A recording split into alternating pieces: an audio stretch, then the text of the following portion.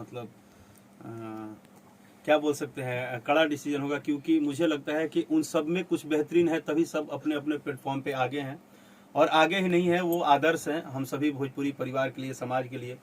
तो मैं सभी लोगों से कुछ ना कुछ सीखता हूँ, और मैं सबको अपना आदर्श मानता हूँ, सबको अपना बड़ा भाई मानता हूँ। और मुझे तो एक ही बात लगता है कि भोजपुरी में एक चाय पिलाने वाला स्पॉट बॉय से लेके और एक स्टार तक ये पूरा परिवार है, और बिना परिवार के सहयोग के आप आगे नहीं चलते। लेकिन काफ़ी द्वंद्व युद्ध भी होता है जो म्यूजिक इंडस्ट्री है। भोजपुरी फिल्म की बात करें, गाने की बात करें, तो हर कोई एक दूसरे पर आरोप लगाता है किसने मेरा गाने को चोरी किया या कॉपी कर रहा है। तो क्या कहना चाहेंगे उस चीज़ के बारे में, वो कितना गलत मानते हैं आप? सर देखिए, द्वंद्व होना, ये जो चीज़ें हैं जिसको आप बोलते हैं द्वंद्व होना, ये द्वंद्व नहीं है। कारण क्या है, हर एक व्यक्ति इंडस्ट्री में दिन रात पसीना इसलिए बहा रहा है कि हमें भी कुछ मिले, हमें भी कुछ मिले, हम भी कुछ मेहनत करें, हम भी आगे बढ़ें। बट इसलिए नहीं बढ़ा रहा है कि वो अगर आगे बढ़े। देखिए, भगवान छीनने समझ में आता है, बट रोजी रोटी अगर इंसान छीनने लगे, अगर कोई किसी को गाना को दबाने के लिए प्लान करने लगे, कोई किसी को पीछे में उसको सिनेमा से निकलवाने का प्लान करने लगे कोई, तो मैं ये बोलता हूँ कि ये इंसान का काम नहीं है, ये सिर्फ उसका काम है जिसने हमें पैदा किया है। तो जिसने हमें पैदा किया है आखिर उसके हाथ में है ही, उसको जब इच्छा करता है तब वो अपना खेला तिलकम दिखाई देता है। तो फिर हमें क्या जरूरत है, हम तो एक परिवार हैं, हम तो एक भाईचारा है, सब एक जीवन लेके आए हैं, कब कौन कहाँ चला जाएगा किसी को पता भी नहीं है।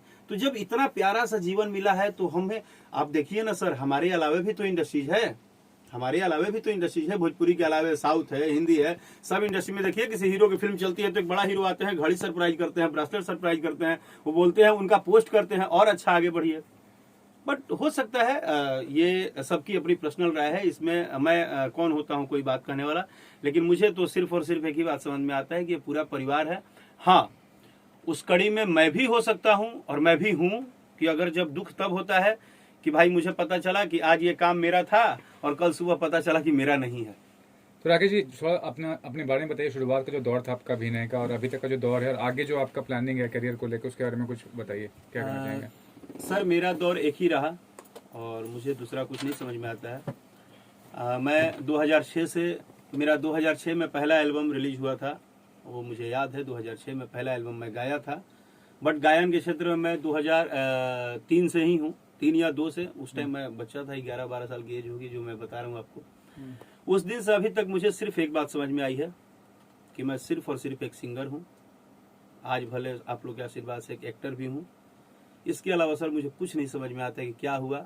और जीवन के संघर्ष में चाहे हालात कुछ भी हो गए, इसमें कोई झूठ बोलने वाली बात नहीं है कि हमने जीवन का जितना दौर देखा है, क्योंकि हर इंसान देखता है, तो उसको बार बार मीडिया में बोलने से कोई फायदा नहीं है।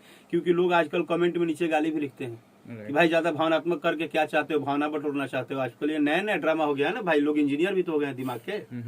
वो आपके कमजोरी और आपके मजबूरी पे भी सवाल उठा देते हैं। तो मुझे कमजोरी मजबूरी नहीं सुनाना है, लेकिन मुझे एक बात बोलना है कि ऑलवेज माँ सरस्वती का रिस्पेक्ट है, और माँ वैष्णो देवी महादेव जिसने पैदा किया है, और मेरे ब्लड में बस एक ही चीज़ है, वो है सरगम और संगीत। और उम्मीद करता हूँ कि आप लोग की दुआ से मेरे मरने के दिन तक मेरे साथ रहे। राजा तो नहीं जाए ना, काफी काफी काफी आक्रोश में लग रहे हैं आपका चेहरा वगैरह। ऐसा लग रहा है कि जैसे बहुत कुछ बोलना है आपको, बहुत कुछ कहना है आपको, लेकिन जुबान पर दर्द भरी बात नहीं आ रही है। आपने कुछ देर पहले एक जिक्र किया कि गाने दबाए जाते हैं, ऐसी घटना आपके साथ हुई क्या? सर देखो, मैं आपको क्लियर बोल रहा हूँ, मेरे साथ कुछ ऐसी चीज़ें हुई थी, वो जो आज गाना सक्सेस है उसी पे हुआ था। अभी अभी हाल फिलहाल आपने देखा होगा कि हम ही नहीं, 2-3 चीज़ें हैं इंडस्ट्री लेवल पे जो आप कभी नोट कीजिएगा। जैसे कुछ सिंगर होते हैं जो अपना पोस्टर तुरंत डालते हैं कि भैया मेरा पोस्टर का भी सेम नाम है, अभी दूसरे किसी ने भी गा दिया, जैसा मुझे लग रहा है जो मैं आपको बता रहा हूँ। दूसरी चीज़ होती है कि जो आजकल ज़्यादा है कि मैं उनका भक्त हूँ तो मैं उनका भक्त हूँ।